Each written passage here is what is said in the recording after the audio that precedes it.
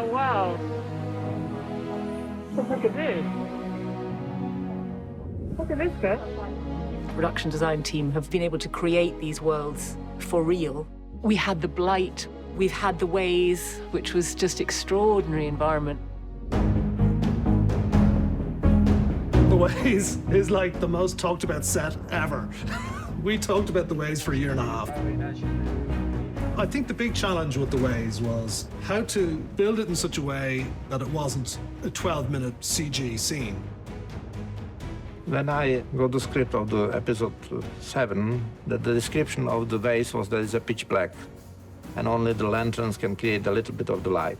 So we started thinking about using some natural caves. We did a scout in Slovenia, checking some of these big caves, which, of course, they are amazing. But the problem is that they look like a natural cave, and it's really important to have an element of something which was built. So I was thinking, okay, maybe they create the paths from these basalt stones, because if you see the hexagonal shape of the basalt, you can kind of create pavement. Some of the days we change the configuration of the ways. It's basically like a giant Lego set.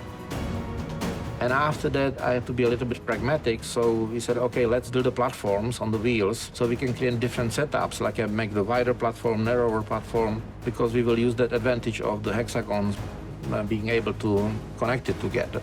And they are really looking great.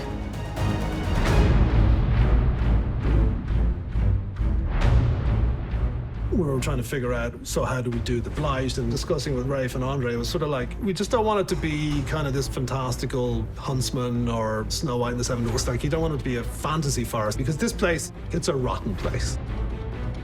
We were supposed to go to this island in the Canaries called Gomera, which had this particular kind of forest. It's a really interesting place, quite gnarly, but it's not like kind of fantastical looking. It's just sort of very unique. And then obviously the pandemic hit and we couldn't travel and things like that. Quite quickly we came to the conclusion that we might have to build some kind of a forest. Andre just landed this idea, which was just this sort of 4 or 5-legged thing, really just looked like a tree that looked like a spider. I just saw that and I went, that is most definitely a thing you could call the blight.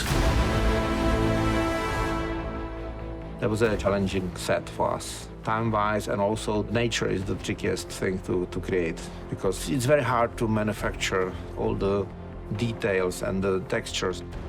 Each tree has to be touched by different professions. Each leg is made from the metal tubes, which are creating the structure. And after that, the sculptures make the body of the tree from the foam, so we had the shape of the tree. And after that, we need the texture of the tree. So another team did the molds from old trees with the Molitan foam that you can bend it and you can play with that.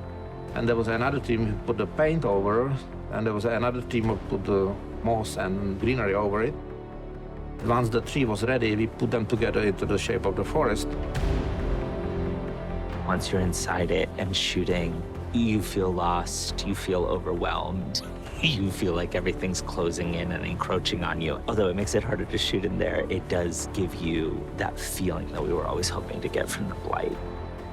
It was the most incredible world to work in because, you know, your fear as an actor is that you're going to have to conjure the whole thing in your mind's eye in front of a blue screen. I mean, the idea of having to create the blight in front of a blue screen, I was very nervous that that would be the case. But in fact, you know, we had fronds and tendrils and stuff that would brush on your clothes and limbs of people who died in the blight coming out of trees. I mean, it was really creepy, and the lighting was fantastic, and a lot of our job's done for us, you see, by this amazing world building.